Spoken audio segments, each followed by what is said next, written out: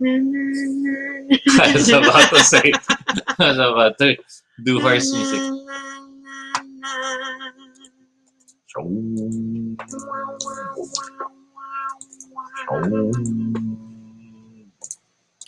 Hey, this is the episode we weren't really sure we were gonna do. And Hey, so David. now it's here. David has joined us. Hello. And David is aware of the secret plan. How secret is this plan that we don't, like we're telling people about it? But we're talking about it in the live stream. Yeah. It's that type of a secret plan. We're link spamming. One moment. Mm-hmm. Earlier, yes, Rocky was meditating earlier. Well, yoga, which is also meditative in benefit. Or did you mean,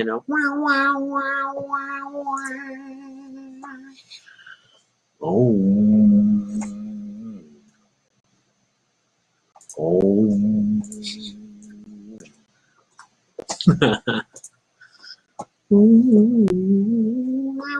So this is the wow wow wow. So if you're wondering what that wow wow wow thing is, there was a Flash singing horses thing. Yes, and it was Flash. And you can still find it in It's on YouTube. Denny Web if you want the interactive version. Oh, that's interesting. Let me find you a singing horses link that I can. But which one's the right one? This looks okay.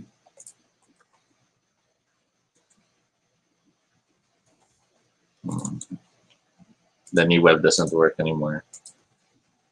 Flash is dead. Dedu. Although there are app versions out there. Yeah, I'm sure. It's super ganked and copied by now.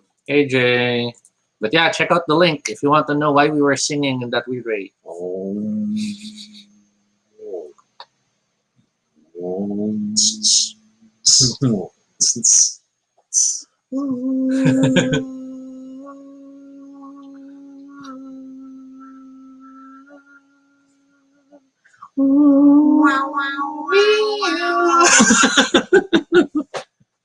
Oh my gosh. Yes. So that's what this episode's gonna be. It's just we wanted to go online. We haven't had dinner. The camera feels really on my side today. Yeah. Considering Toby's like that. But yeah, so it's just like so I'm now calling it Random Hangout Episode 1 because we're probably gonna do this again at some point in the future. Mm-hmm. Admittedly, the last few Saturdays we haven't had episodes because either our role-playing games run long, like the Labyrinth game ran long, or OBAR events. Yes. There have been OBAR events for every other 2 weeks. I'm wondering if there's going to be one on the 31st for Halloween. We haven't heard. That could be cool, though. But otherwise, we have game plans and other plans for Halloween. Well, I guess we might as well officially start it. Yeah, whatevs. Well, Whatevs. let's do the 9:05 startup. Okay. It's tradition anyway. Then we have 2 more minutes of. And then after it's still that. Because it's their random hangout episode. So yeah, we're thinking also that this type of episode can be the one that contains everything from updates on what we're watching so far or what we're reading. Maybe, yeah. Only because long term, those don't seem like they're good standalone. I think the what we're watching is fine. I think our watching content shifts fast enough that new things cycle in. Like today, we're trying to watch Saving Sally. It's interesting, to say the least. We're not done yet. But then things like what games we're playing. That one's not so prolific because our campaigns are our campaigns. So Pendragon is still ongoing, Wraith is still ongoing, Vampire is still ongoing, Trinity is still ongoing. So that hasn't changed. The only new RPG in the past month has been Labyrinth. And the Rayutama game. Queen Anita, hello. Are you here to tell us that there's House Party Queen season 3 for Halloween? Mm-hmm. Could it be? Could it be? Or is it the House Parties After Dark Halloween special? Is it the All Halloween KTV extravaganza? So viewers are very curious to know as to what are the plans for Halloween. But I guess now is a good time to officially start, because by officially starting, we ensure there is a duck later on. This is Toby. And this is Rocky. And if it's your first time here, welcome to Baduy Pride, a little space on the internet where we talk about anything we want. I'm trying to do a robotic hand. This is completely unscripted, not entirely accurate, but at least it's honest. Join us. We talk about everything and anything random live. And if it's not your first time here, thank you so much for joining us again. Tonight is the random hangout episode, which basically means the first one. It might be more. It means we have no topic. We don't have an official topic. So we're just going to ramble for about 30 minutes. If you guys have questions for us, now is a good time to throw them into the chat and say, whatever, and we will try to address. As always, we will keep these questions generally PG because we do have younger viewers who visit the stream from time to time. And I guess we could also, since we still can, if any of you want to join in and, be a virtual guest, shoot us a message and we'll send you the link. And we'll share the fact that our dear Queen Anita has said we'll announce tomorrow or Monday. I wonder what? Okay. Oh my God. Will this change our Saturday plans? We have a game, but then we can move it earlier. Like, guys, we have to finish. Well, we'll see, because admittedly, since the pandemic, we don't really have games that go beyond a certain time. Yeah, So that's true, though. It's hard to do an all-nighter online. it's always tempting to, but It's a different kind of tiring to run role-playing games online, I feel. I mean, and more so for you as you're juggling stuff. But then, especially, we do have certain role-playing game groups where everyone can't support video, or not everyone can support video. So we have a... it just looks fun visually because my head wasn't moving. My shoulders were dancing. And that's what this episode's gonna be all about. Random singing horse sounds and Toby waggling his shoulders like eyebrows. No, but then we're talking about like gaming fatigue when it's gaming remote. fatigue for online. Yeah. Because before, for like in-person tabletop role-playing games, we can start at around 4 or 5 and we'd be willing to go 2, 3 in the morning. Yes. And then now it's like, I think after the first 3 hours of any online game, it's a bit of a stretch already. A large part of the challenge is the fact that you have all those stop-go moments. I mean, something as simple as a die roll, the fact that it has to be typed in, has all these. Thank you, Anita. Sorry, there'll be a post. Okay, we'll wait. It has all those micro pauses. You're playing, stop. You're all waiting. Okay, the results say you're playing, stop. Then and then we use Discord a lot for dice rolling. So even if we host the call on Google Meet, we still use Discord for dice rolling. And it's like pros and cons. It's like people could roll their own physical dice and just tell us the results. But then there is a shared fun of seeing the results. Everybody seeing the results. Yes. So you're better off using Discord, but that means you're coding a dice roll, which is basically like exclamation roll, dice type, number of dice, and then I want to label it so I know. And I've tried some strategies where I have someone roll, and while they're typing, I jump on. I've noticed that, but it doesn't really work that well either. I don't know. I think it's still something that we'll have to look at. RJ Cordero, welcome, asks, do we play Splendor? Yes, we actually totally play Splendor. And we featured it as one of the games we recommend as gateway games for people new to board games. So we always break in games. I don't know why. That's what you get for doing this, but yes, we totally play Splendor. We highly recommend it. And then along with Azul. They are very different in gameplay, but they both have great feel in terms of their components. The poker chips of Splendor and the tiles of Azul. They're tactilely. Tactile satisfaction. Yes. I don't know. It's sort of like how, yeah. Go on, Toby. Explain. What were you trying to say? I'm sure this is a PG statement. It is a PG statement. You know. Wow. Okay, RJ. Where do we get our games? Everywhere. No. Before, we would go all the way to Singapore and get them at Paradigm Infinitum, which is now Games at PI. And then more board game shops opened up. So now I think the easiest go-to is Gaming Library. Yeah.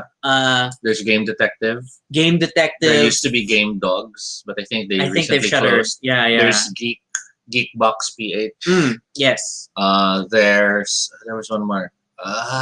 And then there's the secondary markets, of course. Oh, Neutral Grounds. Oh, Neutral Grounds still around. Fortress. Yes. Fortress Games. Games. PH is also still there. Yeah, but then then Toby's very notorious on the secondary market. When we say secondary market, secondhand, mostly Facebook Marketplace. There are dedicated groups for buying secondhand games, like Philippine Game Traders. Yes, and I don't know, a bunch of others.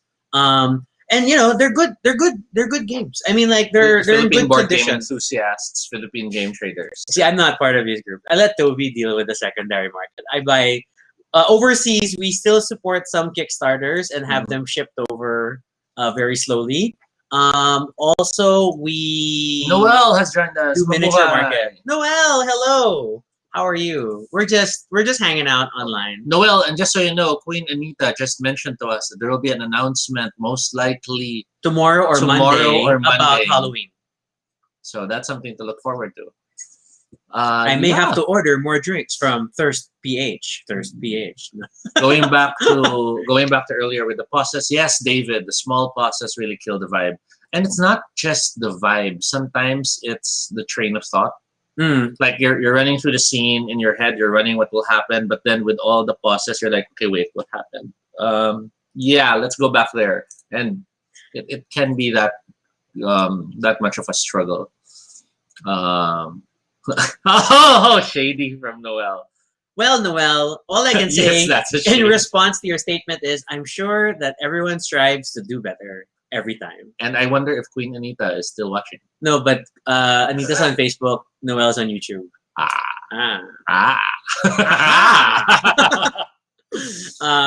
But I'm sure regardless we will have fun, right?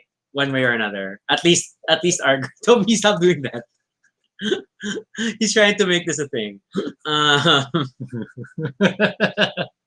So yeah, it kind of works with the black shirt too. So you see that negative space of the head is like wobbling. see, it's fun. This is high quality content, ladies and gentlemen. Just us waggling our shoulders. Yeah, we should start an OnlyFans account, and all we do is just. This makes no sense. This is coffee, ladies and gentlemen. There is no alcohol involved. Noel says, absolutely, truth or dare part Oh my 2. gosh. I have a bunch of questions. But Noel, if we do have a Halloween event, we have to have costumes. Oh, are we going to have a Halloween episode for the show? I don't know. I don't know. Or maybe we'll do it on the Friday before. On the 30th. Then the 31st we focus. Because 31st, we're scheduled for a detective game session in the afternoon. And then either way, we're going to party in the evening regardless of there's an event. But it sounds like most likely there's going to be an event. And then, yes, we will, of course, have the fabulous Noel. Reminds me of the Wiggle meme. What is the Wiggle meme? Oh, that's the guy. Yeah, that is. The cat one? Yeah. Okay, I remember now. RJ, do feel free to ask more questions if you have any about games and stuff. If you want to just ask us about Obar stuff too, because I know we connected because of Turing. Either way, or not. I'm glad that you also play Splendor. We would be glad to play with you. I also see you seem to be vegetarian. That's interesting. I tried going vegetarian sometime back, but mainly through embracing corn as a meat alternative. That's QUORM. Yes, and then I went into keto, which didn't support my corn thing, so I had to go back to protein. Comes and goes, comes and goes. But given your love for Splendor, other games of similar feel include Azul, as mentioned. Century Spice Road. Century Spice Road is another one.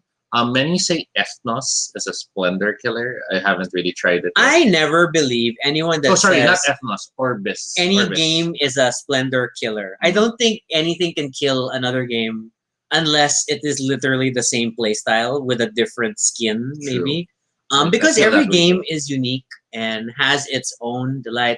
Patricia! Hey, good evening, good morning. I don't know what time it is over there, but then it is Saturday night over here, and we're just chilling for 30 minutes. We're just hanging out, and we're open to answer any questions that you send. We still, of course, we're kind of doing a general sort of ask me anything type deal for another 20 minutes or so. But we always reserve the right to say or to ignore certain questions we don't want to answer. Noelle is like, let me know if no, we're not kidding. I mean, it doesn't have to be super bonggang, Obar runway type costumes, but it'd be fun if we do some sort of costumes, right? And then we Zoom or whatever, Zoom or Meet or something. I don't know what's more. I think for convenience, we should probably Zoom just so that you can play with your backgrounds again, huh? But are the Zoom limits lifted? Like, are we still able to do longer than an hour episodes? Oh, we don't know.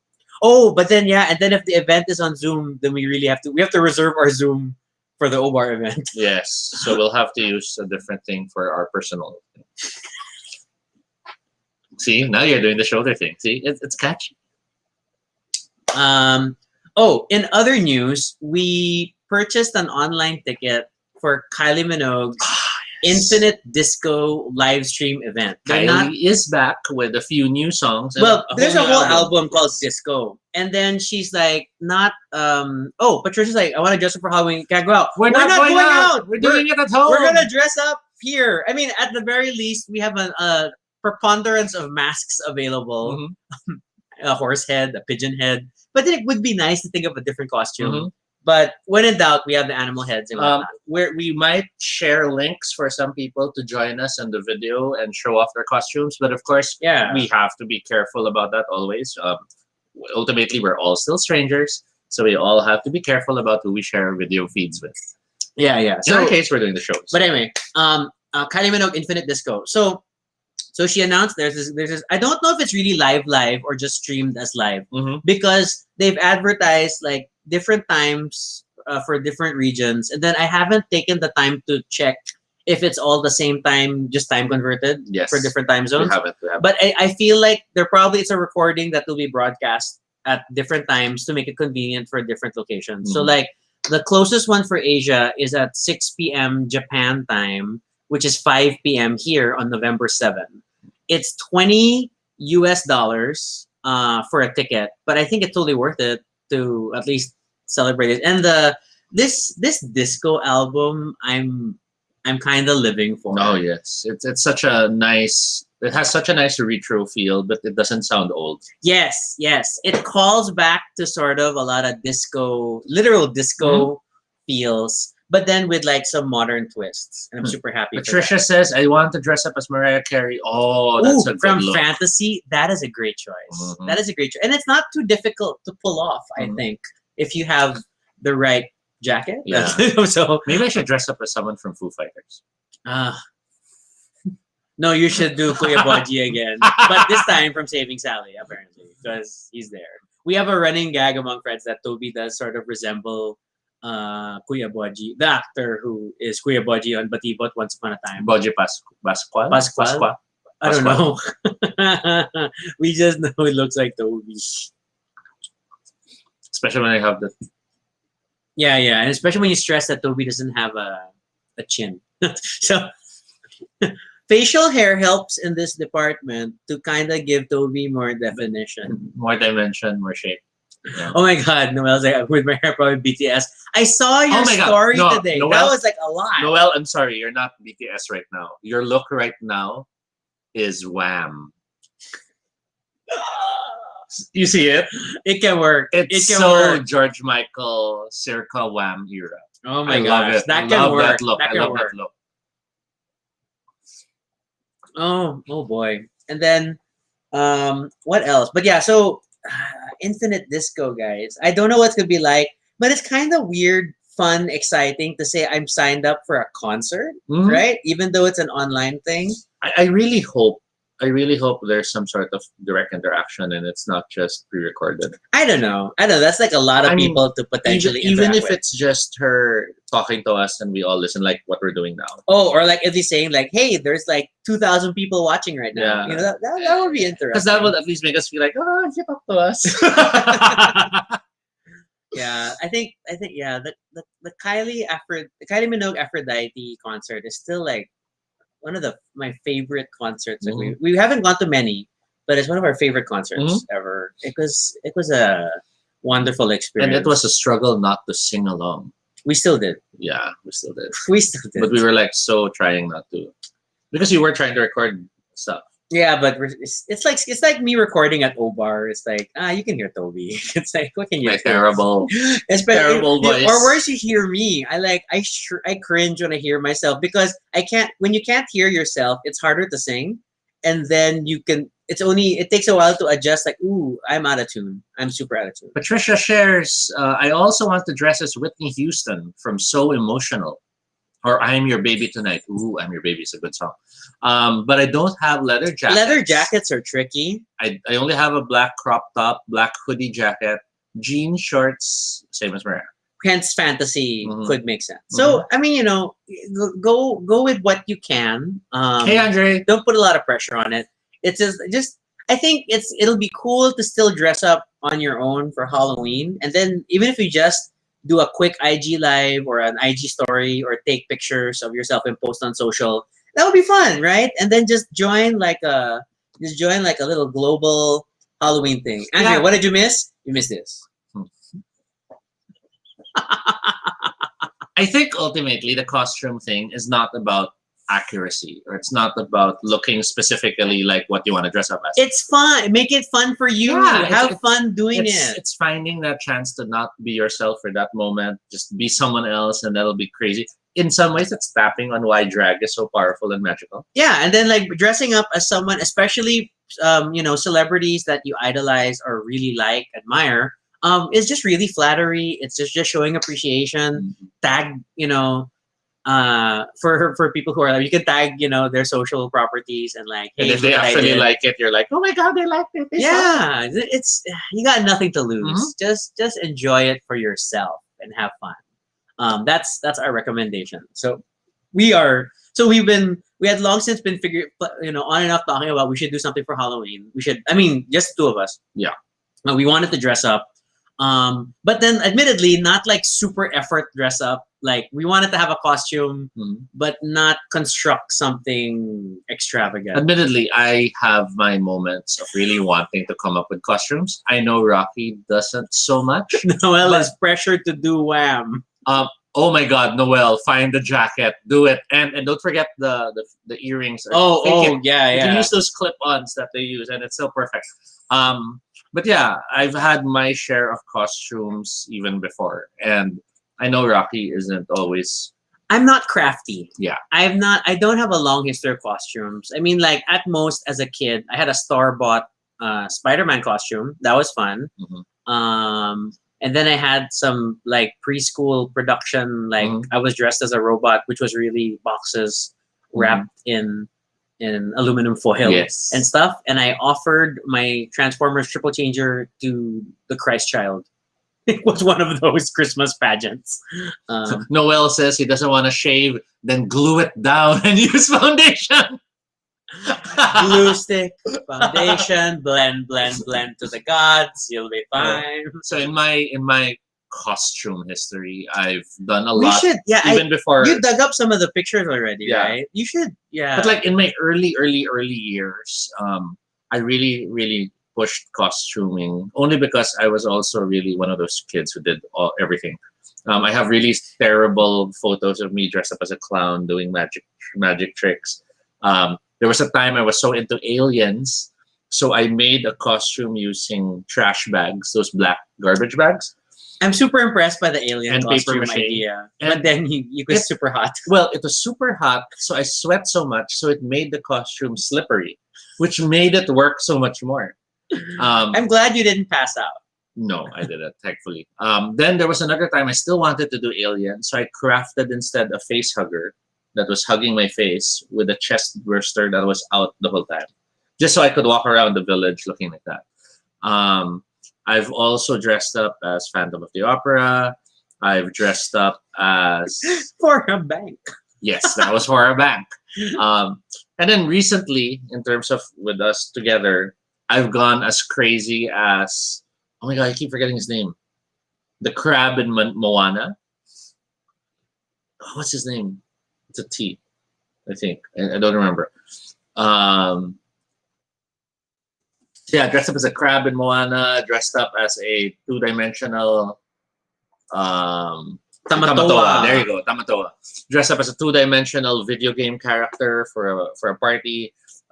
You've had your Trek uniform, which then I borrowed to make it a Trek costume. Trek uniform is easy because you put the uniform, you wear your boots, you wear your black pants, you're good to go. But I faked a visor. He faked the visor. And he did a beard because he was kind of Mirror University. Yes. And then, what else have I done? Oh, I've been a Silent Hill nurse. Yes. And then, was this? And then you had the weird, it looked like you were riding piggyback on a woman. That didn't go well, but it was an attempt. Patricia gives advice to Noel. Since he's going to dress up as George Michael, choose a style between Wham and his solo era to make it easy. That's true, though. It's more outfit-free, right? Yeah, and Noel, you can show off your chest hair. Woo! Woo! We'll tell Pico. I don't know why it's a thing. I feel like the on and off Pico Noel thing, which is not a thing but is a thing, but strictly for like Baduy Pride, right? Mm-hmm. It exists only in the confines of this show. And someday when lockdowns are over and we can have a Baduy Pride eyeball, I can't wait to feature them. I can't believe you keep saying eyeballs. Oh my god. Oh my god. Oh my god. Eyeballs are not a thing anymore. Then we will make it a thing. So with Baduy Pride GEB. Wow, a grand eyeball. Gag me with a spoon. Although yesterday was interesting when that new viewer was jokingly asking where they could send us money. Oh, our new friend from Brazil. Yeah, it's like Gabriel. Yeah, I do have a PayPal link, but then I'm like, we're not soliciting donations just yet. Mm-hmm. That could be interesting though. But yeah, there's like a tip. There's a tip option sometimes on these videos. I have not tried to bother activating it. We can explore. So I don't know. So given this is a random hangout anyway, so we might as well throw questions back and forth as well. What would be your dream costumes? Ooh. I mean, these are costumes that you literally believe you never will be able to do well or are probably impossible to ever do right, but you wish you could. Ice Bear. Hey, you're in. Oh, Ice Bear's a good one. But then, like, I wouldn't want it like makeup to make me Ice Bear. I would want prosthetics. And then it wouldn't work either if you were in the costume, because then you feel so separated from everyone else. Yeah. I mean, so it's Ice Bear's it's that good example of like, I would love to portray Ice Bear. It's like, David's like Sora from Kingdom Hearts. Oh my god. And there have been good cosplays though. But that's tricky, right? Because it's that special era of you need these weird denim leathery pants with bangle chain and you thing. need shoes that are as big as your torso.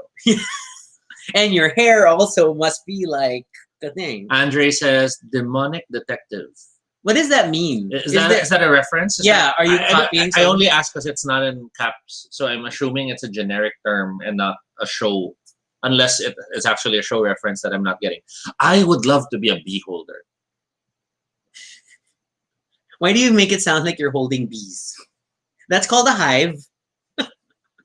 A beholder. Right. A beholder would be awesome. A floating orb with all these eyes. So we had an RPG where Toby had a beholder bard. Yes. Was he a bard? That was Kurt Cobain. Kurt Cobain. So the beholder who was a subclass bard who wanted to be a pirate. So he used his telekinetic stock to move things as if he had a body because he hung a fake body. yeah. Under his He was smoking had clothes draped below him. And then he had a ghost familiar parrot. It was a very complex concept, but Toby really has an affinity for Andre says, beholder kasi may eyeball. Also That's a good one. possible. David's like, I have the shoes as big as my torso, size 13. You're halfway there, but are they yellow? Are they more Mickey Mouse proportioned? And do you always end up trying to reach for someone and go far away? You have to master the reach forward, zoom back movement. Seraphimon would be awesome, according to Jay. Oh, and Nico's Noel's like, I've always wanted to try doing 80s Karma Chameleon Culture Club Boy George. Oh yes, that's a good one. and the Precious outfit. Oh my god, I missed that. That was always a fun number. It would resurface during retro nights. And I think it was also shared with Eva. There were times Eva Yeah, used yeah, to do yeah. that number. That or Sailor Mercury. Sailor Mercury, not bad. I would love to try to be Tetsuo with the monster arm. Oh, or Makira. Yes, that would be cool. Tetsuo! But I think a good challenge for me, only because it would look really funky cool, would be an Evangelion. There is that. They have sneaker-like shoes. In anyway. truth, Toby just wants to do Tube Guy. Why do you think we have this guy? Genetic detective or generic, and then under the trench coat is like a demonic possessed body. Okay. I haven't like encountered the concept, so but that's like your thing. Okay. I would have to see it. Mai has to joined understand. us. Noel, how about PGSM Dark Sailor Mercury? Well, I don't know these references. Yeah. I have not watched enough Sailor Moon. I am checking. Yeah, we're googling and then like go images.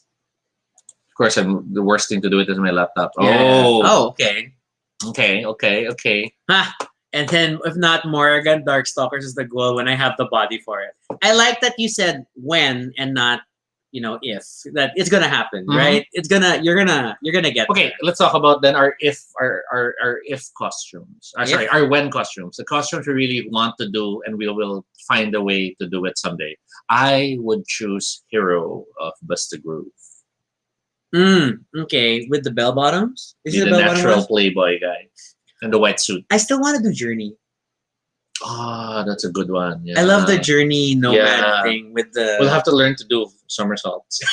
Just so that No, we can- no. I just have to learn to whistle. I have to play one note with something lighting above me to represent that I'm calling your attention. Journey's cool.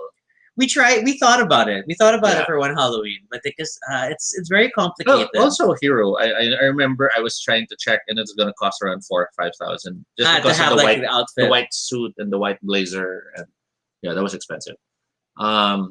Anyone else want to share? Do share. Mai, how about you? Yeah, what dream costume ideas would you love to do? for Urim, Halloween? do share yours as well. David, other than Sora, do you have anyone Sora! else? Kyrie. While we're waiting, we could also think about other than Halloween, of What course. do we do for Halloween though? I'm challenged. Okay, and then normally we part of the difficulty of us thinking of Halloween costumes is that we were trying to do couple costumes, which is like a whole subgenre on its own. But then Anak was like complaining because we've been planning out this Halloween thing with Anak, and then like if we're gonna do it, we all have to be different so he doesn't feel left out. So we have to do different costumes. And we're not telling, or Nika's not telling us what he's doing for a So costume. our best chance is to do a costume that looks different, but they're actually from the same thing. Yes, thematically related or franchise related. But then what? Mario and Luigi. I never actually found myself having an affinity with Mario or Luigi. I just As say that odd as it because I'm sounds. shorter and fatter and you are taller. I'd rather be Toad. It always comes back to Toad. This is not the first time we've had this Toad conversation. Andre's like, want to do the kid Transformers costumes where they lay down and become cars. Totally. Oh, those are Totally. cool. Those are cool. And Yeah. no shade, but you have the proportions for it. So Actually, you probably could get Andre some of those could. costumes to wear. Noel also added earlier, Flame of Rekka would be super yes, cool. Yes. But that, I feel like, involves a lot of hair. Urim is ambitious. Gundam Wing. With wings. Oh. Oh my gosh. My dad is getting a camp-based Falcon stand for his Vault S5, and it's someone else 3D printed and putting it together, and then he's getting into model trains. It's intimidating, but it's like kind of exciting because then I want to see what he builds up. He's built new display cabinets in the house, so that was like the fruits of our visit earlier, and like so now trains. Now it's gonna be trains. Patricia adds, someone dress up as Granger and Sicilian of Mobile Legends. Oh, okay. Noel's like, we have that Transportify Transformer made. Actual L300 that transforms as a mascot before. Oh, wow. That's awesome. I haven't seen video of that. You have to send us video. Tag us somewhere. Share us. Transportify Transformer. Transformify. So there can be Grab Gundams. Because there's Transportify Transformers. And there's... Sige, keep going. Ano. Thinking for Lazada, what would it be? What's a cartoon that has Lazada? Lizards. I don't know. Lazada Lions. Oh, Lazada. So Voltrons. Yeah, that could work. Lazada Lions. Eh, paano Shopee? Shopee with Sharks. Oh my gosh. Are you guys calling me a guy in a kid's body? Because I just might be Conan, Detective Conan. Well, Andre, my only question back to you is, are you able to shop in the children's section of the department store? Though it's not a bad thing. I know we have a lot of friends who shop in the children's department because it fits. And there are some interesting styles. So that is your answer to that. Noel will send the video. Yay! Thank you. So I don't know if we're supposed to keep going, or do we shift to a Facebook meeting room or something like that? Because we're just hanging out for tonight. Well, I guess to sum it up, so we're still excitedly thinking of plans for Halloween. It would be awesome if we can have an episode where even viewers will join in and show off what costumes they came up with for that episode. Just so that we can all pretend we're in a party and we're not locked down in separate houses. What else? There's lots of stuff to look forward to. Kylie's new album's coming up. Kylie's concert thing. Yeah. I forgot the term. Queen Anita's group. House Party has an upcoming event coming up. We don't know yet officially. They're going to make an announcement this week. Well, we don't know when. But, yes. But definitely they'll be having something coming up. We are still mapping out our plans for our next official guest. We are hoping to have one soon, but we really doubt it will happen this October given how busy everyone else is with money-making projects. And then beyond that, well, Discovery is fulfilling. Oh, we're caught up with the first 2 episodes of Star Trek Discovery. Don't worry, no spoilers. And I'm loving them. I'm loving how they both feel very meaty episodes. It's true. It's a good kickoff to the new season. I'm still excited for The Expanse coming in December. Yes, despite one too. The controversies outside of the show, which I wish never happened. But there's The Expanse. Oh, okay. Then there's the thought of I'm doing the math. Episode 69 is on Tuesday, or was most likely going to fall on a Tuesday if we have an episode every day from then to now. But I don't know what to do for an episode 69 in the middle of the week. And this week, I have major submissions, guys. I'm busy at work. So I don't know if I'm in the right mindset to come up with a creative episode 69. Toby, what are your thoughts on an episode 69? It won't be something we can monetize. Very likely. It's getting warm. I'm going to turn on the air. I'm going to raise the aircon. Yeah. But yeah, there's that. Delay muna episode 69 according to Andre. You didn't have a Nintendo 64 episode because we're not big Nintendo people. Yeah, admittedly, we are actually we still don't own any Nintendo. We do not own a Nintendo console at present. because the NDS we bought wasn't for us. Yes, yes. And then before that, my last Nintendo console that I like shared ownership with in terms of the family was still the Famicom. Mhm. I had left home when they got a Wii. So I don't know. And it's not even Nintendo hate or anything. It's just we naturally got drawn to PlayStation. And that whole era of role playing, role playing game, JRPGs more likely. Yeah. I mean, oh my god, we had a Dreamcast, okay? We're the family that had a Dreamcast. We did not have any of the other Nintendos. We don't own a Switch still. Nico has a Switch. It does make me realize though that we did miss out on the opportunity of making episodes interestingly connected to numbers. Like we didn't have anything interesting about the 42nd episode, which could have been very Hitchhiker an answer to related. everything. What did we do in episode 14? Let's recap what we did for episode 42. For 42, we did On the Trail of Mind Management. Hey, that's not bad though.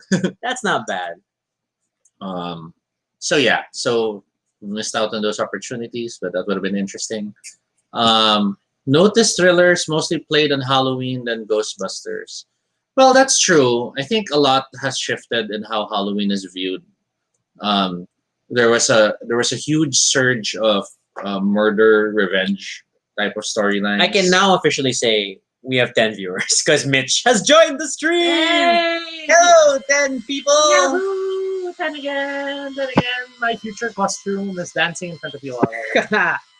Yeah. So there is that. Oh my god. Of course, David's like mind management was a month ago. Practically because of the way these episodes cycle through. On average, we do 6 episodes a week. 5 to 6 a week. And do the math from there. You're that guy. So Breath of the Wild was one of the best games ever. Again, and we've talked about this previously, that our problem with especially single player games, like most role playing games on console, it's harder for us to play because there's a degree of guilt when only one of us is playing. Because then if like I'm playing, then Toby may be watching. Most likely he's playing through the ages on his iPad while watching me or something. Or these days now, it's Takenoko on his iPad. Well, but it's not the same. So we favored a lot of local co-op games, hence Dynasty Warriors and even that weird Dungeon Siege one we played through. Dungeon Siege. The Lego games to some degree. What's this? What's the Pew Graphic? Yeah, it's about. I was trying to remember as well. What was it called? Something Symphony? No. So Eternal Sonata. Eternal Sonata. Technically, it's an RPG where the combat is 2-player. So Toby gets to join in for combat. And we're going to say Pew Grave. Pew Grave. Healing Wind. Heal Arrow. And it's such a disturbing game because it's about Chopin, who supposedly is in some sort of coma or something. Yeah, and then while he's in a coma, his consciousness is in this fantasy world where everybody has musical names. And it's a Japanese RPG type of world. So I guess as players, we're enjoying his comatose dreams. Yeah. But then thinking about the Switch, I keep thinking that if ever we were going to get a Switch, we would both have to get a Switch. And then maybe play. But then it feels funny naman that we're both like playing online beside each other. And admittedly, I think because like even games on Steam that we can play on separate laptops, we don't really play those. Yeah, it's like we tried to get into like playing Diablo together, but then it's like, I don't know, it's weird that we needed a device to play. But like we had fun, like we tried playing Untitled Goose Game together on a computer. So I skipped that. So earlier I was explaining from what used to be a lot about, it's all about ghost stories when it comes to Halloween. There has been shift to more thrillers and, it's about murder stories. It's about this guy who won't die, or it's about weird, I know what you did, revenge stories. So yeah, that has been that shift, Patricia. And many even don't see Ghostbusters anymore as a horror, despite the original Ghost Stories movie having quite scary moments.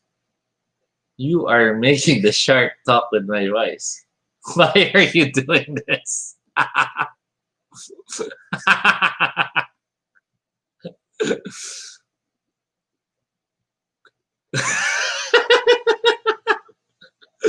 And we have not had alcohol today. Get a Procon then play Diablo. But because Noel, we both own the PC version of Diablo, so we should be playing on PC. We haven't been doing it. Andre asks, why not have a quiz show for episode 69? But what does that mean? Like, we ask you questions and you answer, and your prize is nothing because we have no sponsors? And I guess you all just try to type the answers on the screen. Yeah. And remember, there's a delay between the stream and when you see it. So the comments always feel like a minute off.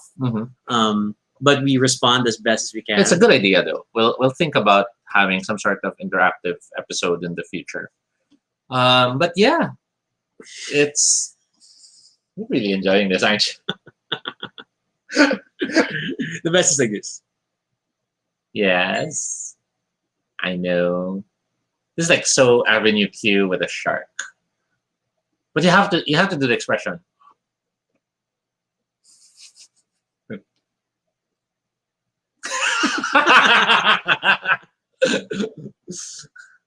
The song Ghostbusters was not so much played on Halloween, mostly played Thriller. Well, Thriller is a Halloween song in its own right. And it's more iconic because it's of Michael Jackson. Whereas Ghostbuster is really a theme from a movie. And Ghostbusters feels more pop than scary, if you think about how the song plays. Because Thriller has that scary voice at the start with the laughter in the end.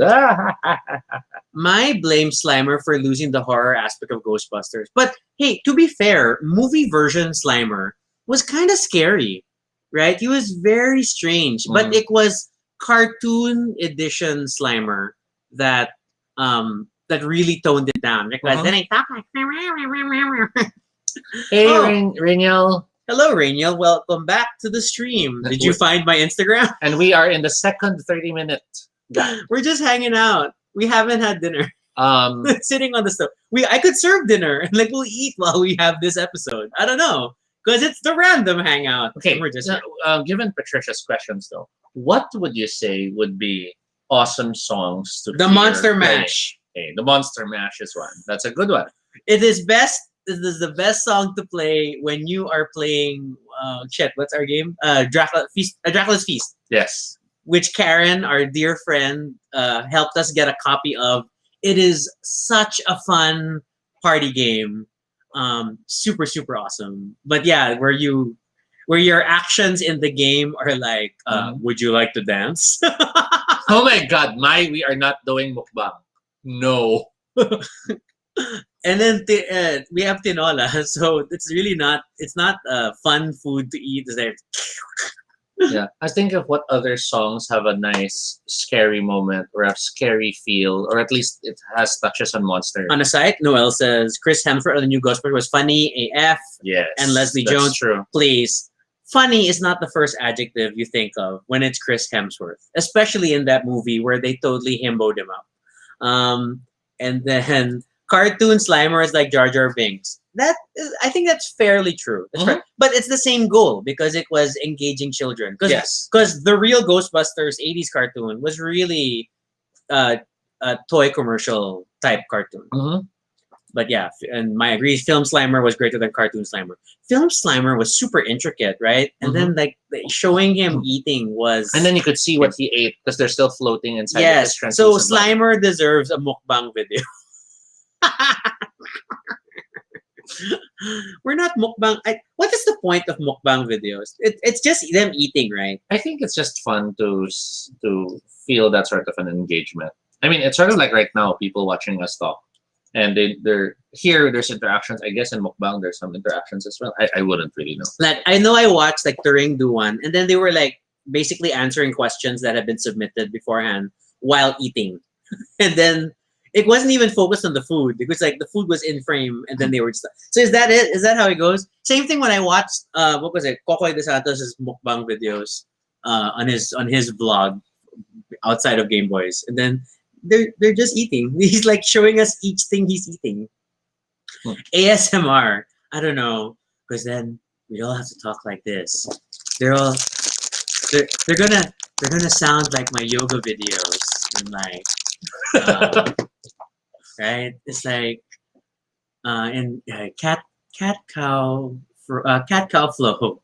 You can make some side to side movements or do a barrel roll instead. It's how am I doing a barrel roll in Hey cat cow? Pico, yes you are late, Pico. Yeah, but it's okay. It was like super random. It's just we're just chilling. It's just hanging out on a Saturday. Yeah, so other horror songs. What would be other good horror songs? Wasn't there a boy band song that sort of tried to do a Monster Mash feel? It's just the video. It's just the video. Are you talking about Backstreet Boys being Backstreet's back? All right, because they were like, Yes, it was just the video. I'm sorry. throw your body in the air, swing your arm like you just don't care. What else? Okay. Oh, you know we're in our party shirts. We're party. I will have to include songs that were used in horror movies that do have a nice horror feel. For example, there's Love Song for a Vampire by Annie Lennox, which was used in Dracula. That has a nice, scary song feel to it. You're not reading your scary song comment. Noel, I don't understand your scary song comment. I don't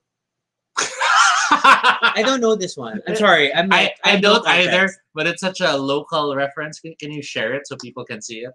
People, can you explain? I don't know what this is. May inuwi si nanay sa bahay, si nanay. I actually don't know how this sounds. It's just so funny to see you suggesting this. I don't know. I'm sorry. These are my moments that I guess I was Sing raised, it if you know it. We don't. I was raised a little elitist. I have no idea what this is. Sorry, Noel. We don't. Okay, and then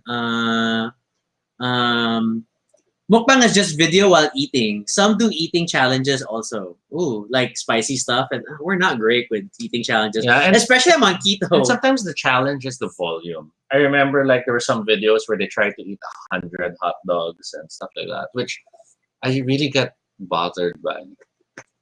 Oh, people are explaining it's from Feng Shui, the Christina movie. Well, that explains why we don't know it. Yeah. Thanks, guys. Sorry. Oh my God, keto mukbang. It will most likely lead to me going to the bathroom because a lot of keto alternatives, especially for desserts, use artificial sweeteners, which make you poop. I have some now. It's like, look, I just picked up these keto chewy dark chocolate cookies. Mhm. They're okay. But if you have too much, Gotta poop. you gotta go.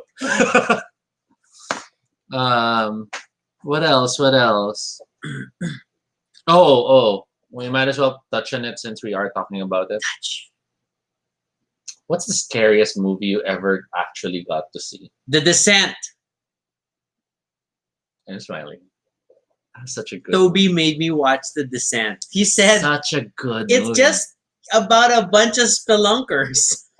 They go exploring a cave, and then what happens? And then The Descent is such a good movie, and it has one of the best endings I've ever seen. yeah. So that's still a very scary movie for me. Mm. Thanks, Toby. I don't want to do. I got very nervous when we did the Underground River tour in Palawan. Oh yeah, that was spooky for me too. That was kind of creepy because then like, oh my God, what if there are Descent type creatures here? Yes.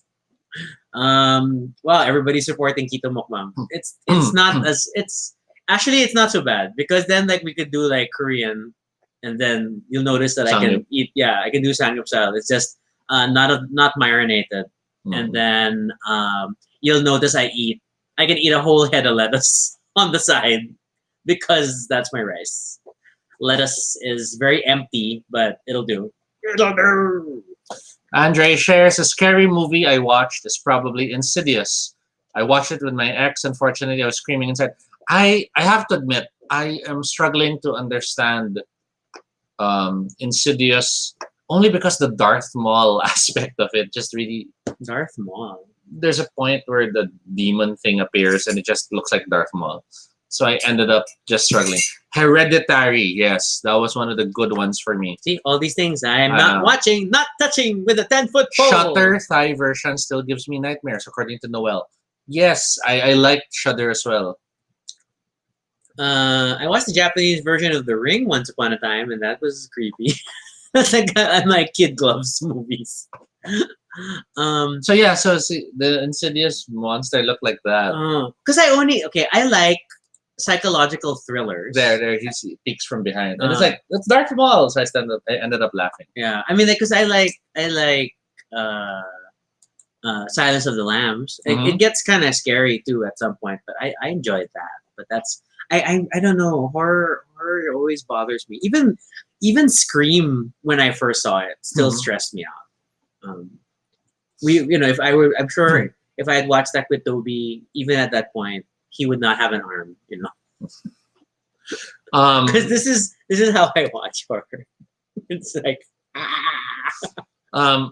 Funny Games is a good one to check out. If you haven't seen it, see it. If you read up about it, you'll spoil why it's good. If you like Cthulhu-esque type of monsters, Underwater was an interesting one. It kind of nicely touched that feel. Sorry, I'm just checking people. Okay. Admittedly, The Mist was a horror movie I really liked. The Mist was good. I appreciated that because more the movie than the series. Yeah, because it had also obviously it had sci-fi feels, and so that I could still take it in. So like Aliens is like at the threshold of what I can handle.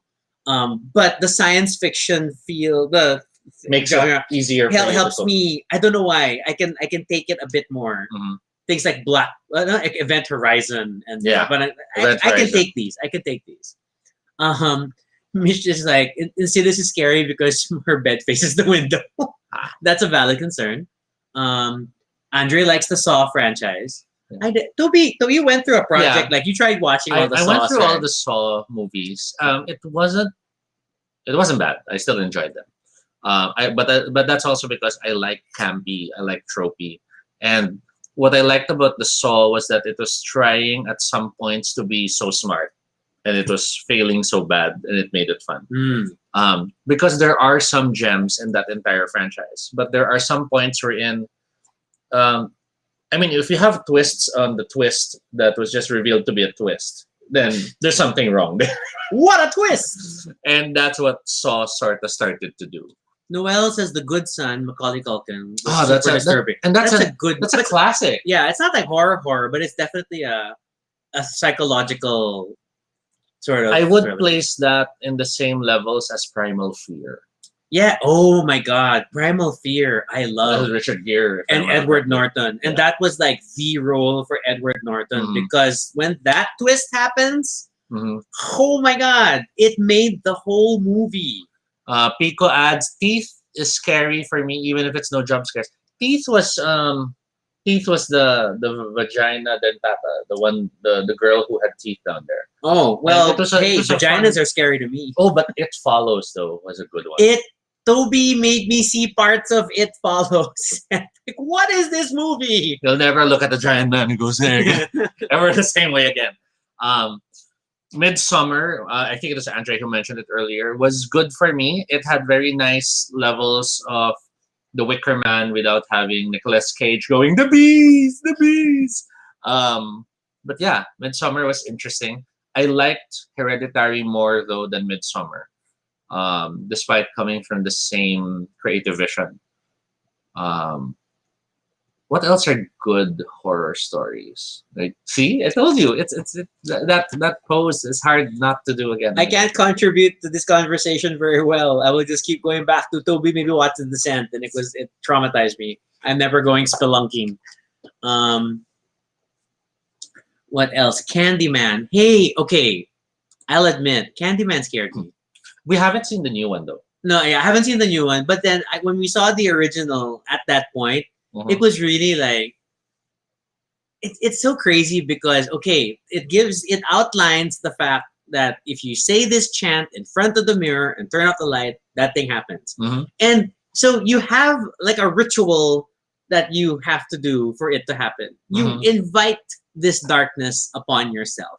Mhm. And even as someone watching the movie, you can't help but wonder, oh, so what if I do it? And you sooner or later you will say Candyman to the mirror. Yes. And then wonder, do I push this further?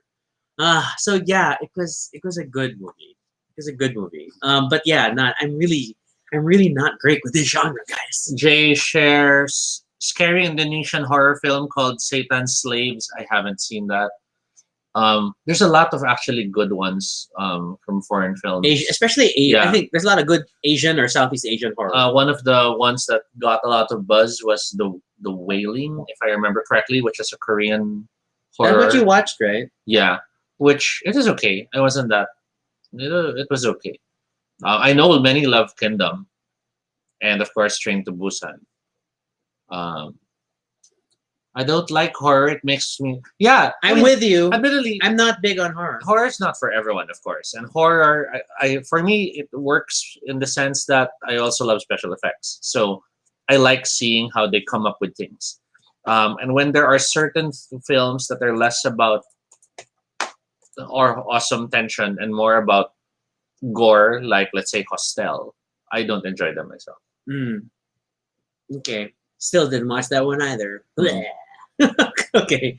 Jaws, Andre- actually, for an old movie, Jaws is still very well done. Okay, yeah, and that's because it's the tension and anticipation, right, that builds, and the way that the scoring, the music, awesome. Okay, Kino says horror and gore isn't for me either. Hey, we're in the same boat. That's why we're friends. No. And then Mitch said, agree, horror's not for everyone. Not good for the heart. Or maybe it is because it's like super cardio. Andre adds scary movies. Diba may tropes, Scream Queens or Final Girl. Well, everything has tropes. Horror I like has tropes. Scream Queens, the series. Sports has tropes. But we never finished it. So I think everything has tropes. Who are good horror actresses? To be honest, for me, the best ones are the ones I don't know. If I know they're actresses, it ruins the impact for me. Because then you remember them from other roles, Yes. and it kind of So- blurs the lines. So the first Nightmare on Elm Street, for example, I really enjoyed it. But as the other Nightmare on Elm Street movies started coming out, it started to feature certain actors, and I'm like, oh. Same with Scream. When it first came out, we practically, Yeah, people weren't that well known, or at least especially together in that movie in genre. many ways, that's why Descent is so good. Yeah, because you don't know who they are, and then it feels You real. really buy in that it's We a watched story. it very close in front of the TV on a sleeping bag. I also like the solo. The Why solo did we watch it horrors. on a sleeping bag? We were like we were Yes. on the floor. Why did we do that? Why did we make it feel like we were camping? So there were the solo horror movies. Oh my gosh, I can't remember the titles. I'll have to Google them up.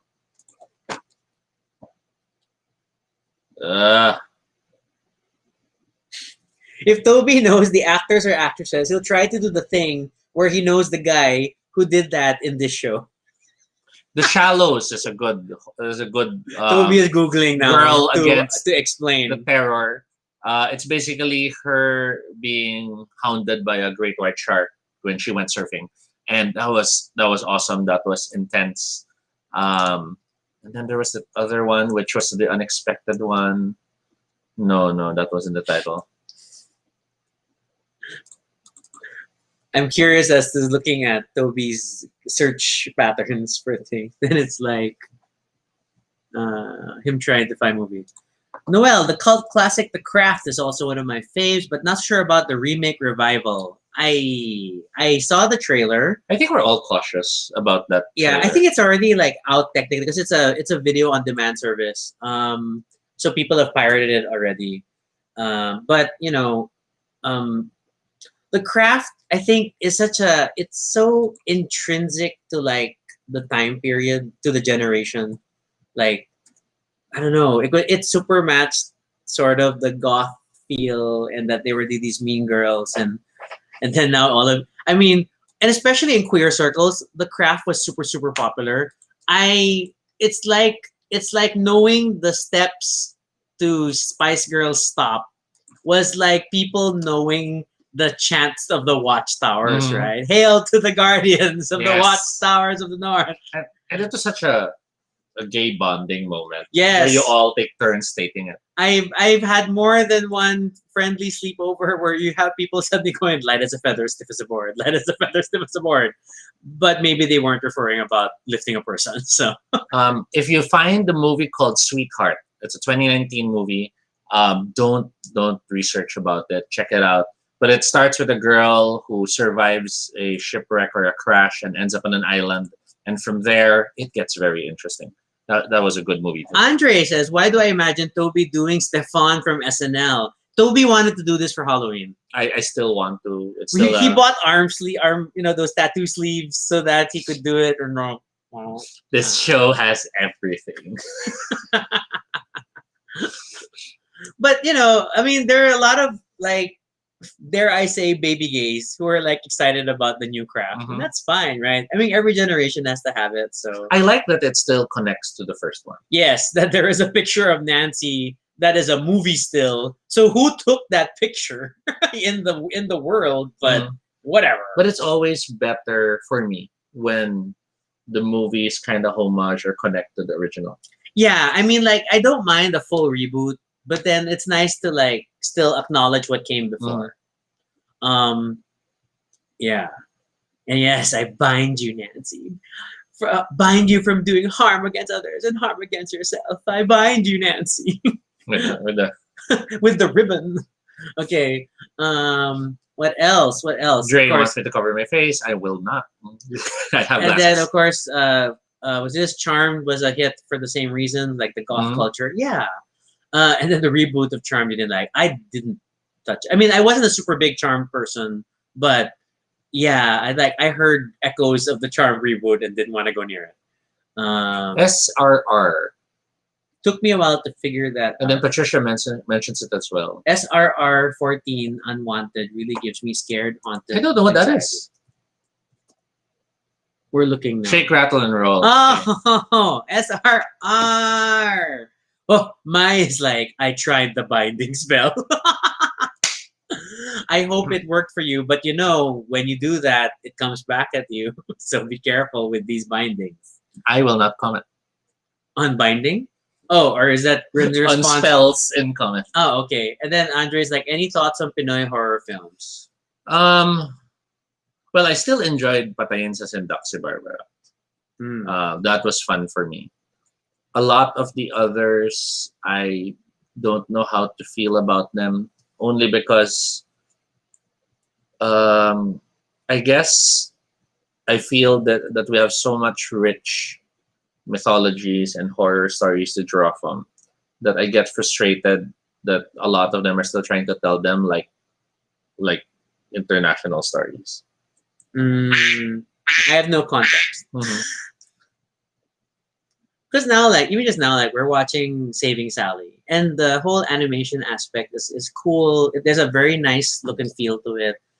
It's definitely a Filipino story, but then it doesn't feel like the Filipino story, or it feels like rich Filipino story. And we don't mean to say it has to. Yeah, I'm not focus saying on- everything needs to be poverty porn. or it has to focus on the poor, or it has to focus on the agriculture, or the. I mean, it's not that. It's just that how you can watch a Korean show and you get it's a Korean show, or you watch a Japanese movie and you see how it's a Japanese movie. They have a different feel for their timing, for their pacing, and in some ways, our feel was more present in the older movies.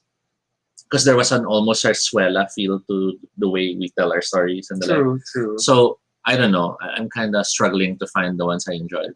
Okay, everybody now is like catching up with Undin, the original Manananggal. Undin was the best episode. Ah, yes, the original Manananggal. I like that one too. That had what's her name? The actress. Yeah. Magandang Gabi Bayan Halloween episodes. I didn't watch those. Well, it was Because a lot. I didn't wanna be Every scared. Halloween, yeah, they do a horror special.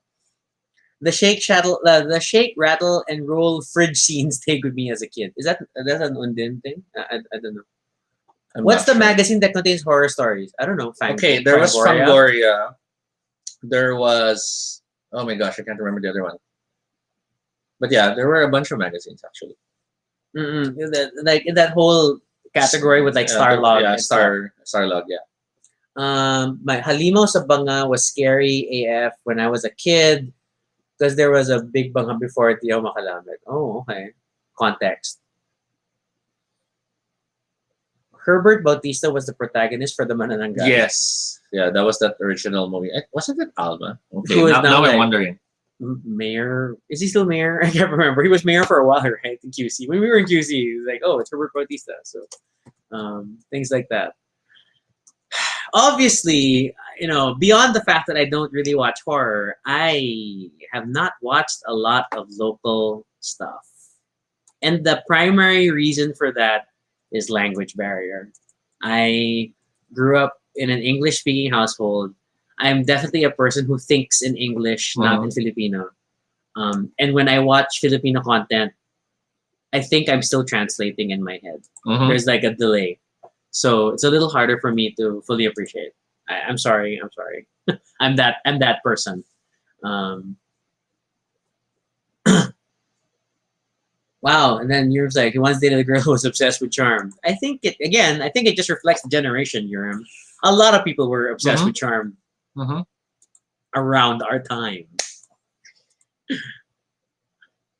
But that was a fun show. But I think I definitely still like Buffy more at the time. And I didn't even get super deep into Buffy. I just watched some of it. Because again, some of the vampire stuff was like, ooh. Okay. I guess just to shift the topic a bit, what would you say were the unintentionally but turned out to be for you horror movies or shows that you were watching? Like maybe it was meant to be a comedy, or maybe it wasn't meant to be disturbing. But then as you saw it, you just found yourself, okay, I don't like this. This is disturbing, or this one is too weird for me. I don't know. I mean, definitely some of my psychological thriller stuff, like getting to the end of Copycat with Sigourney Weaver. That still takes a lot out of me, and I know it's just a good psychological thriller. But yeah, that was a little tough. Same with like Seven. So, but Seven is still more a psychological thriller than a horror movie, but because some of the really depictions were like, oh my gosh, but I enjoy it because it's such a thinky movie. I like that. I definitely, and it's probably my mother in me, but I do like a good mystery, a good sort of procedural investigation aspect. So I like that in my stories, and couple that with a psychological thriller. Yes, let's watch it. No else shares Twilight Zone. Twilight Zone. Okay, that's fair. I mean, like the original stuff. Well, yeah, or things like Amazing Stories. Even. Yeah, because they weren't meant to be scary, but they did have scary moments. Which is like Doctor Who now, because the scary ones were in the monsters, the Twilight Zone monsters episodes, or was that Outer Limits monsters? Also some.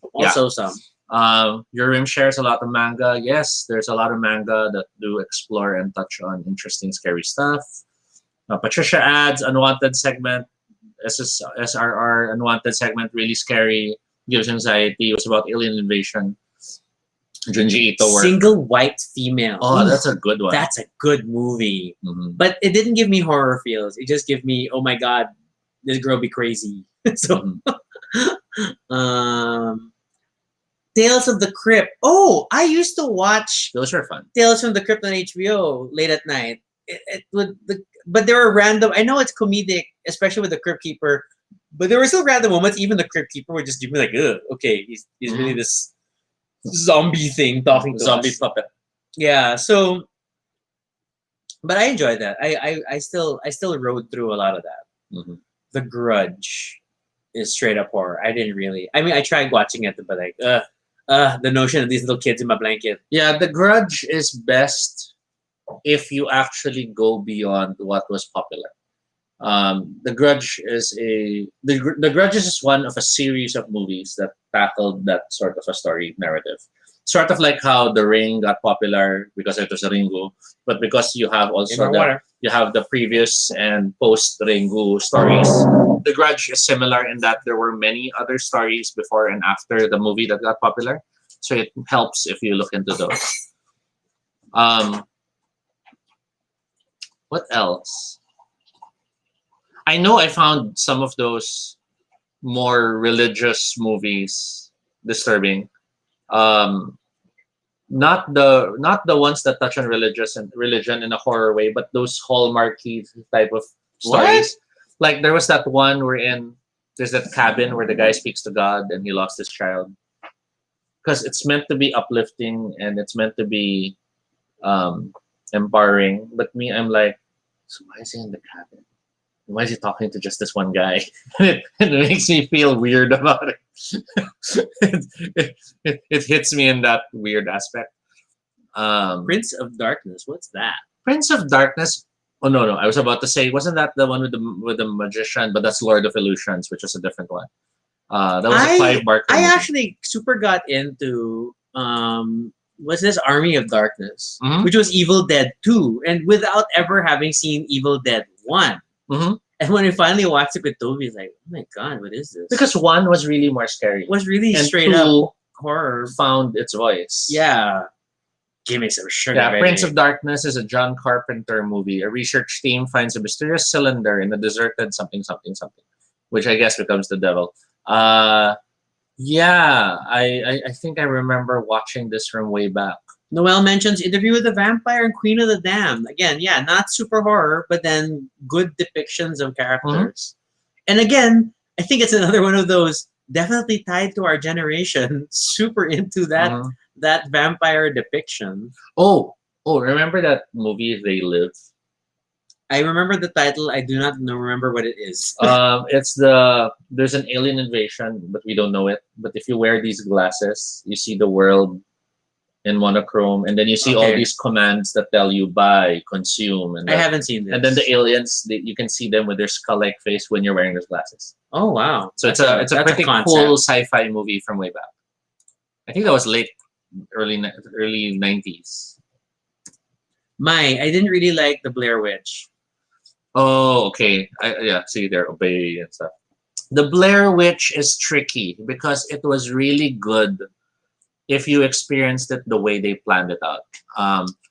Toby should tell this story. Yeah. So I was. Do you mind if I get soup? Go. Get the I think food. we have to eat. So I was in LA. I was studying film when the Blair Witch came out, and this was before it became the Blair Witch.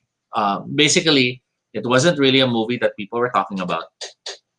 It wasn't really screening in all these theaters. And as far as we were concerned, we were in UCLA when we started to see these posters about the missing people. It were pictures of the cast and crew. Have you seen I'm these heating people? it up again. With numbers and the like. Eventually, someone approaches our class and tells us, would you like to see the film? They found this film reel that the police are not allowing others to see, and blah, blah, blah, blah, blah. So we decided to go and check it out. So we go to this weird CD theater. We all smuggle CD, in. not compact disc. And the next thing we know, it's the Blair Witch movie. So as far as we were concerned, it was stolen footage that was found in the forest. And we ended up walking, all arms locked with total strangers back to the dorms because we were super scared because we really believed it was real. And worse, at that time, when you start searching online, Blair Witch, is it real? You see the stories they feeded. They set up sites. Yeah.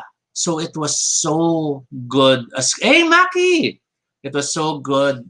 An amazing experience. Like a snuff film? Sort of. I mean, the way it was marketed felt that way. It was marketed as an police found footage that they were not allowed to release in public. And somehow it was released so people could see it. Because people had to know the truth. So it was that was how we experienced it. So the shakiness, the dizziness, it all made sense for us. And we were fine with it. But we were also film students. So maybe that helped buy into, yeah. For everyone else, it was more this is the hottest horror movie. Check it out. And then Yeah. when you get into the theater, it's so messy, and you're like, why are we watching this? Yeah. I mean, by the time it got a worldwide release, it was already Mhm. because it was the hit horror movie. There were others that did similar attempts. Sadly, it's impossible now to watch it and have the same effect. Like there was Asteroid Without Warning. I know I let you see this. It was a fake news report I think I've seen it on HBO. about meteors falling in different parts of the world. They tried to do a War of the Worlds. And yeah, so it was shown as a news report on TV. So it had its own commercial cuts, it had its own news breaks. And the story was basically there's a meteor that's about to hit the Earth and there's no way to survive it. So you can still download this movie or watch it in some other online means, but you won't have the same effect as when it was done before. Other shows have done something similar. Inside Number 9 has something similar. Oh yeah. There is another one which was a ghost. I forgot the name of the Inside show. Number 9's Halloween episode last year. Mhm. Good stuff. There was a show that did a reality TV show type of episode wherein they go to this house and there's hauntings happening. But then part of the twist in the story was that the ghost is now spreading through the network. So you might experience stuff while watching it. And that was just, part of the plot. But when they broadcast it, people who just so happen to have weird things happen, like the lights flickered that moment or the alarm rang that moment, were suddenly calling in and reporting that there really were poltergeist sightings. So that show had a lot of legal issues afterwards. But there's stuff like that are out there. So you might want to check them out. Yes. I still prefer late 90s Asian horror films. Realize though that you are only citing the ones that got to us because they were super popular. There are so many other lesser known films that are out there. And the tricky part is finding them because they're not always translated. Valid. I guess other things to recommend, I'll just have to mention Goodnight Mommy. Don't look it up if you check it out, but it's an amazing movie. It got me to stop watching a few times because I'm like, holy, wait a minute, and then play again. Ooh. Goodnight Mommy had that effect on me. I can't remember the names of the other ones, but I'm remembering the visuals. But yeah, That movie with the thing.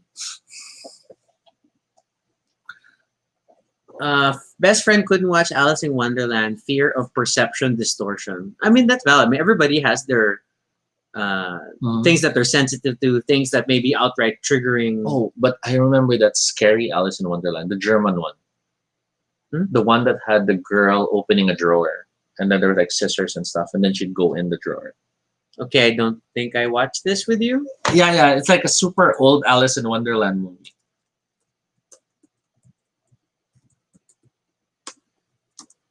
And then of course there's the claymation one that was disturbing, the one that had the devil show up. I think I've only seen this reference in passing, but I haven't watched it. Because again, if it's disturbing, I'm probably not going to try it.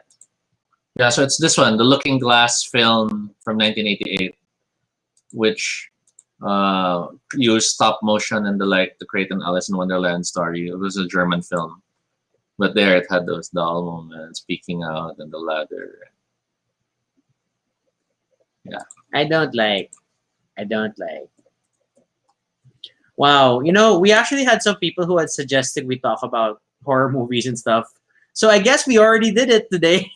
So if you want a disturbing touch of something to watch right now real quick, look for The Adventures of Mark Twain in YouTube, the Mysterious Stranger episode. Wow, so now we have someone called Rogue Mods Lives Matter saying hello. Hi, welcome to the stream. Welcome to the stream. Mackie cites claymation is also good for surreal horror. That's true. And the one I just stated, The Mysterious Stranger, is a good example of claymation used in a disturbing horror way. There's one that's Polish or Baltic. Yes, actually, I love how many push the boundaries of what's expected with certain genres or certain media. I mean, Japan, for example, anime has always been a medium. You have everything from war stories, Graveyard of the Fireflies being one of the most popular ones everyone can relate with. I'm waiting for the soup to boil. But yeah, there's a lot out there that's awesome to check out. And of course, as always, watch what you are comfortable with. Stop if you don't want to. So here's some quick tips if you want to still watch a horror film and not be so scared. Tip number 1, Hold Toby's arm. kill the audio. Ah, The moment you're watching and it's muted, everything is less scary. Because suddenly, without the music manipulating your emotions, you can clearly see, oh, look, it's a jump scare coming up. Oh, look, oh, wow, that's makeup and stuff like that. Kill the audio, and suddenly it's like 50%. but like play with subs or less scary. something? Or? Yeah, subs is fine. But the fact that you're not anywhere hearing that build up, Yeah, the tension music. it is gone. But yeah, once I hear that, then I know like it's building to a jump scare. Then I'm already like Toby, Toby, Toby, Toby, Toby. 2, know that it's special effects. So the moment you're already seeing something scary, you already orient yourself. Oh, that's nice CG. Oh, that's a good latex effect and stuff like that. And once you start doing that, you'll find yourself admiring the craft more than anything. Pico says sounds actually start the tension. Of course, sounds are a huge manipulative device in filmmaking. And I don't speak of this in just horror films. Everything, romance, comedy. If you watch comedies without audio, it becomes disturbing because you don't have the cues that are telling you it's supposed to be funny. Same thing with romance. If you watch romance without audio, you start to question some scenes if they're appropriate. Because without the guide, you feel like, oh my God, that's weird. So music is super, super manipulative. Mitch mentioned to turn on the lights. Well, darkness is always a psychological source of fear, more so if you're in the dark. Partly also because by making everything else dark around you, you heighten what you are perceiving. That's why movie theaters work. That's why theater darkens everything before the thing starts as well. And that's why concerts, daytime concerts, are sometimes less effective than nighttime concerts. But yeah, you can turn on the lights, but I think if it's a choice between watching in the dark without music or watching in the light with music, I would still watch in the dark without music. It still has that. It's not going to be scary at all. Oh my God, I don't know what happened. We have 140 viewers, Rocky. I think that's wrong. Yeah, methinks that number is either we are getting a glitch or some sort of bot is triggering something. I don't know. But that is a crazy number. Or we have a lot of, other things watching right now. Supernatural guests. I will still anyway play it just in case. Yeah. And for people who want to get spooked, right now Rocky has just turned off the lights, so you notice that mirror behind us. Do you see anything in the mirror? Yeah. That is weird. Yeah, it's so crazy. I don't know why the numbers jumped that huge. But it's on YouTube. Maybe there are that many people watching on YouTube. If you are all watching on YouTube, please like the show now. Yeah, so it says only 3 people are watching on Facebook, but supposedly 131 people are watching on YouTube. But the number is even higher on YouTube main. What's going on? It's crazy. Is it What is because this is going number on? 66? I don't know. Is it because of this rogue mod? No, he that is mentioned that he was the first one to mention there was 100-something viewers. That's strange. We're not used to anything beyond 20. And we're happy if you all like the video. We'll be happy if you all subscribe. If you are actual people. If you are just supernatural things, then who knows? If you're bots, I'm a top. I mean, but versatile when needed. No. How How strange. Now I'm like, I'm trying to figure it out. Hey, I'm not complaining. If it's actual viewers, then you beat Nikki's record. Wow. But it took us a while. It took us what, almost 2 hours? Well, ultimately, whatever those numbers are, we're just happy to see people are there, and we're happy, and we hope you're enjoying. Um, I guess since it's all about horror, let's now move to games. I don't play horror games. No, but to be fair, my sister had a lot more patience for like things like Resident Evil. Maniac Mansion. Maniac Mansion is not horror. It's just funny horror. Yeah, it's always been comedic. Mhm. The first one was maybe still trying to be a little scary. Well, yeah, you're versus right. the second. Comparing it to like Alone in the Dark and Okay, I played Alone in the Dark. It scared the heck out of me, but it was a good game, and the puzzles were delightful. I just didn't like the element of dying. Seventh Guest. I was about to say Seventh Guest. Seventh Guest creeped me out because of atmosphere. It felt very horror, even though it was just straight up puzzles. With a cake that you had to cut a certain way. Yeah. And then 13th Hour, which was like related to Seventh Guest. And Phantasmagoria. Okay, my sister and I, because we played adventure games together, we played Phantasmagoria. And as cheesy as the video was, that still scared me.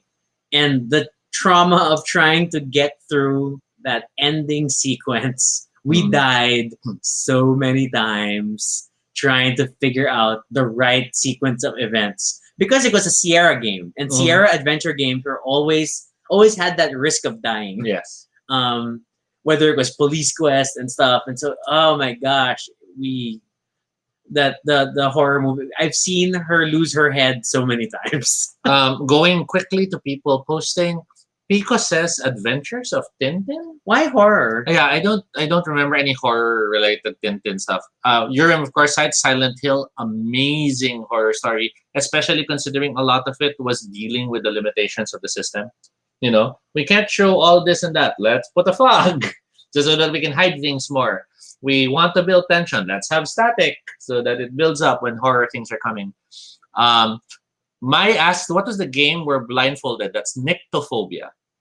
And that was a board game where you have to play with your eyes closed as you find your way out of the forest. It's a great game. It's very thematic. It was created by a designer who wanted to play a game with her blind uncle or grandpa. Some other relative, yes. But that was amazing.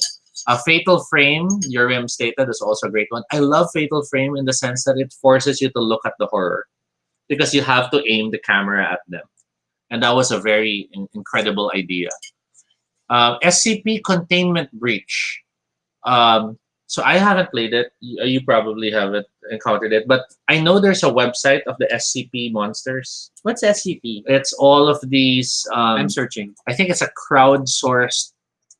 people come up with all these types of monsters. Everything from... like there's this room and there's this guy. Based on a wiki. Yeah, if you look at him, then things happen. Oh my god, the clock tower. That was oddly scary. Yeah, that was. I remember. And it was scary because you couldn't fight.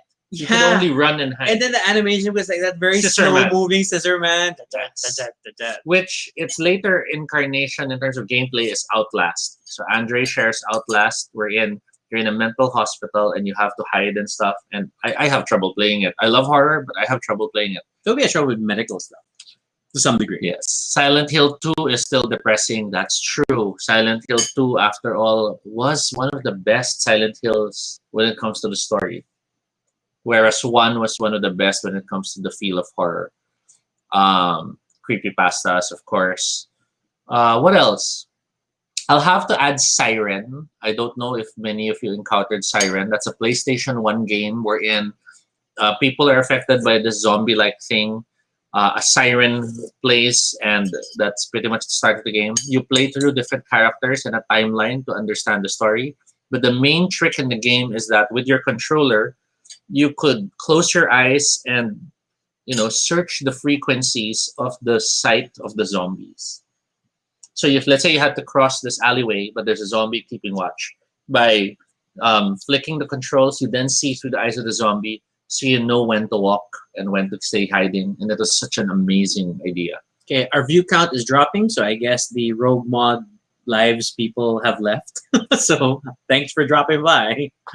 We're going back to normal levels. Still dropping, still dropping. Yeah. What else? Was it dropping or rising? Because we're now at 156. No, because Earlier it was at 70s. yeah. So there, look, if you look at YouTube, it's like 39, 30. 54. It's dropping. Okay.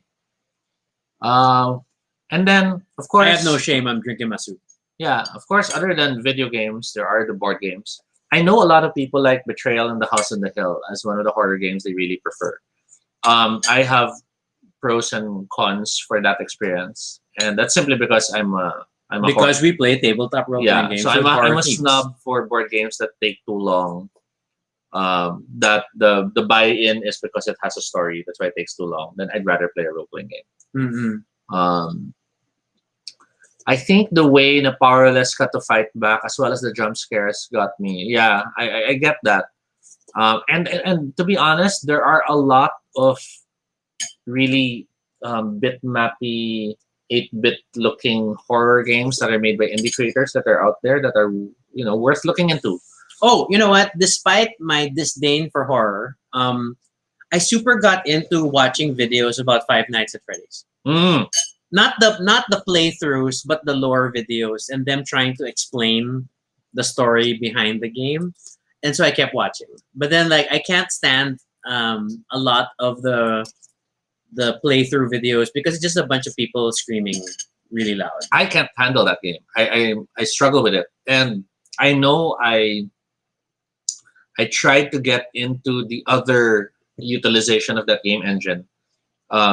Alien Isolation was a game I really loved. Yeah. It was amazing in capturing the feel of an Alien movie as a game. But then Alien had a game that used the Five Nights at Freddy's engine. Really? And it had you navigating people and shifting between cameras to make sure that they could handle the tasks before the alien got to them. Oh my god! You know that reminds me of, if you ever played the original Space Hulk game for PC. It was a tactical combat game. But then because it was Space Hulk and the Gene Stealers of Warhammer fame, then it was really like Aliens, and it was a lot of positioning your Space Hulk troopers because you're normally exploring a base with corridors, and then they will auto fire when a Gene Stealer runs into view.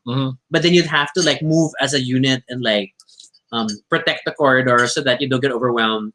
And you could go first person and sit inside the Space Hulk armor and see the Gene Stealer attacking them. It was bonkers. But yeah, for the time, it was a good thing. The Alien game I was talking about was Alien Blackout, and you can find it. I think it's both on iOS and Android if you want to check it out.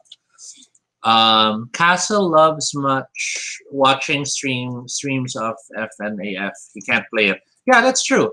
There is a joy in watching people play games. Surprisingly, it's not always there. I mean, not all games are fun to watch when you're not the one playing it. But I think it's a nice way to do horror games because it allows you that filter. It allows you that protection.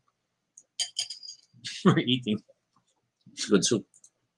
Space Hulk, Vengeance of the Blood Angels. Yes, I think this was it. Other popular video horror games would be Amnesia, The Dark Descent. Space Hulk. That was the one. I know. I think I need an older one. Wait. Really? Not that one? I'm not sure. It looks similar, but I said this is. I know there was Space Hulk, 1993. Yeah.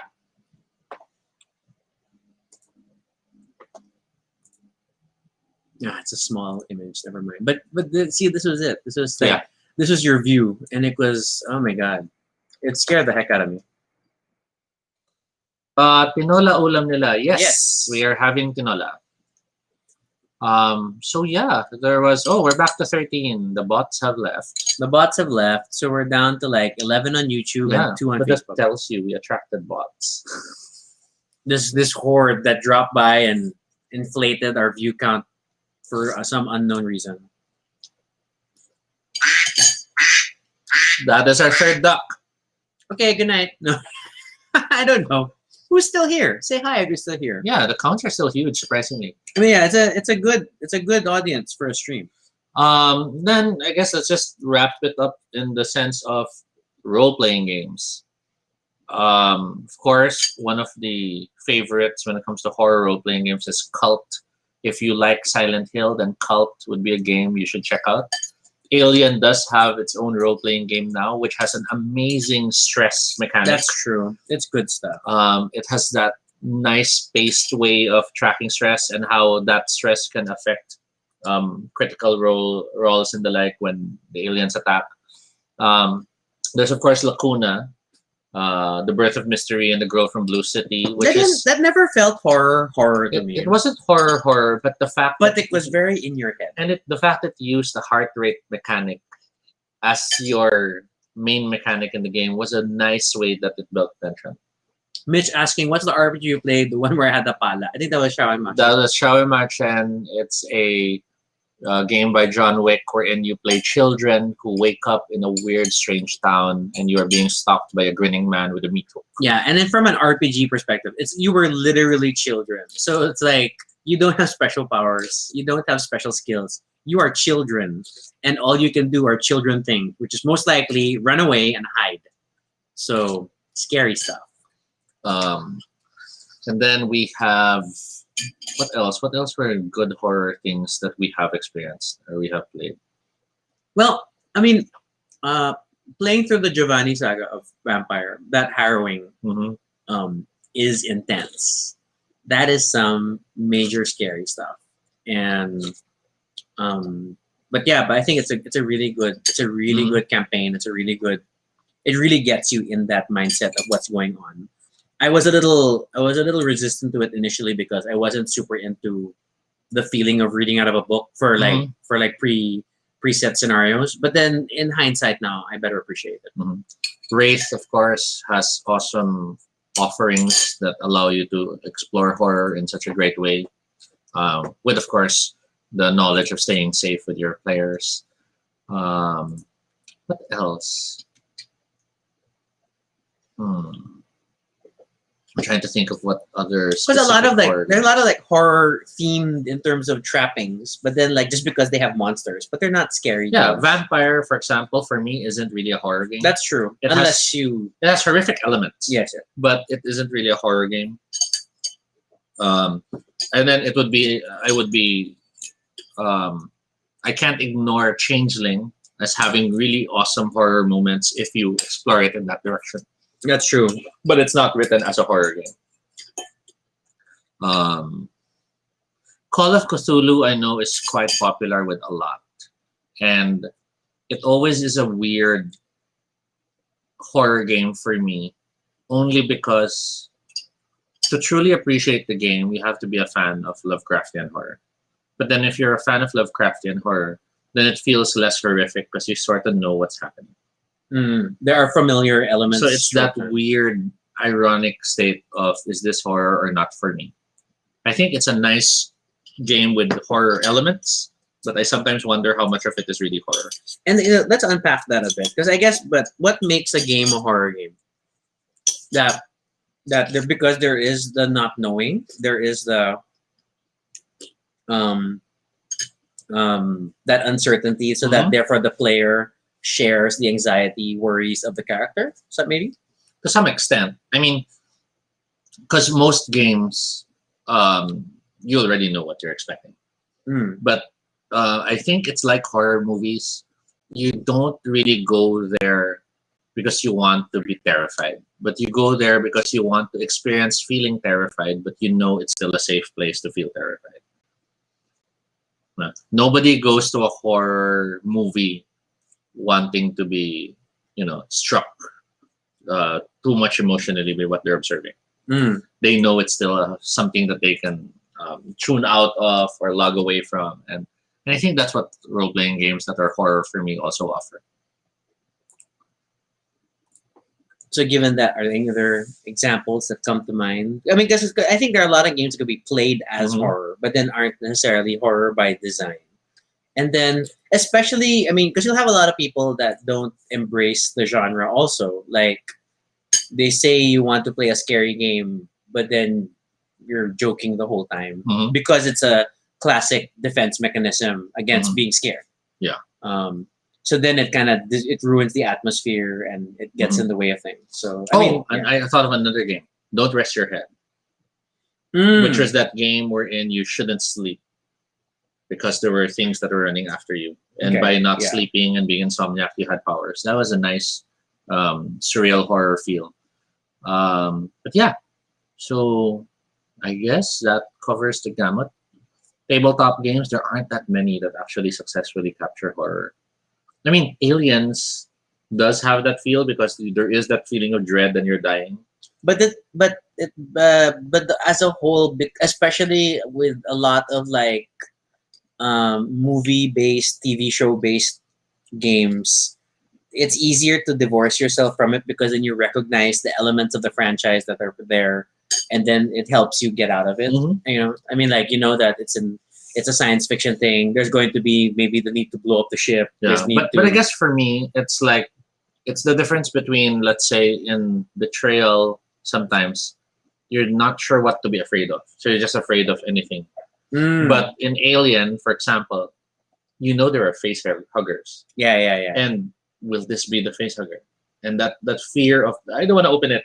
I'll open this one. Wait, this one. We feel that way when we play the card game, and that's what I like about it, in the sense that it creates that feel of horror. Which is the same with Nyctophobia, wherein you're, I don't want to move there. I put my finger, and it's that insane fun thing, which doesn't appear in Don't Turn Your Back. Yeah, I can which see it is the Don't Rest Your Head deck builder game. So it drew from an awesome, scary. The game is so flat, theme, but it doesn't have that. Or maybe because they shouldn't have made it a deck builder. I don't know. I feel like the mechanic in itself. Therefore, strange. Then it made everybody has the same deck of starting cards. Then it kind of weakened the premise because then we have all the same, and then there were no factions, which you kind of expect in a deck builder. Yeah. So there's no real like true tailoring of the experience for each of you.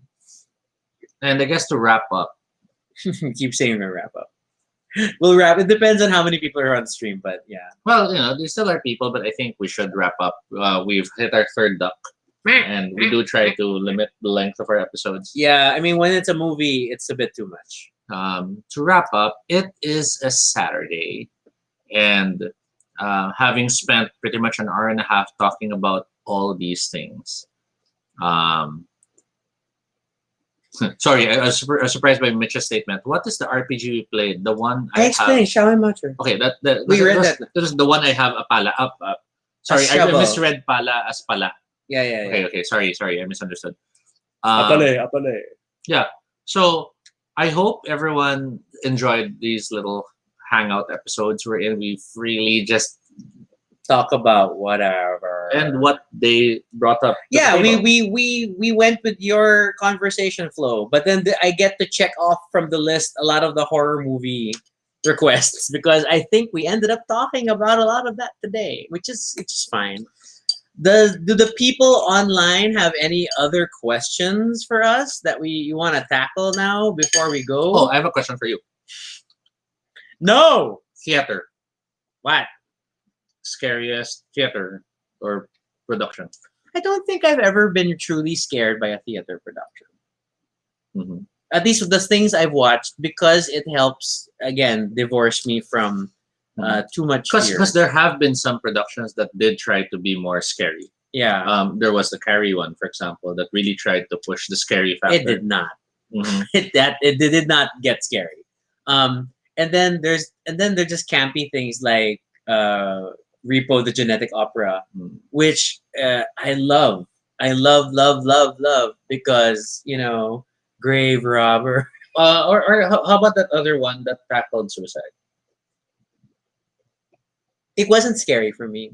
It was heavy. It was emotionally heavy content. I'm glad that production had a session after to process the play together with some experts. Yeah. But because it was really about suicide, raising suicide awareness. But it wasn't scary. It wasn't horror scary or anything like that. It was just emotionally heavy. Yeah. And that's where theater I think leans more toward a lot of emotional heavy stuff. Yeah. Sweeney Todd. For me, Sweeney Todd was never scary, but it was dark. It was the kind of Yeah. dark you wanted to swim in. Oh, okay. I don't know where that statement comes from. We've been together 11 years, and then he says things like the kind of dark you want to swim in. I was thinking dark chocolate for some reason. That makes it worse. So yeah, I guess we can wrap up this night's episode.